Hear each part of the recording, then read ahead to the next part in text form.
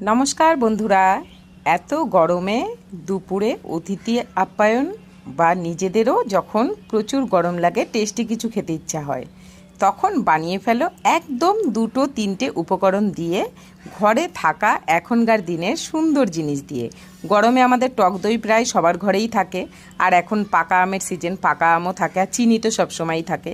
তা চলো চটপট করে বানিয়ে ফেলি আমাদের ম্যাঙ্গো দই লস্যি।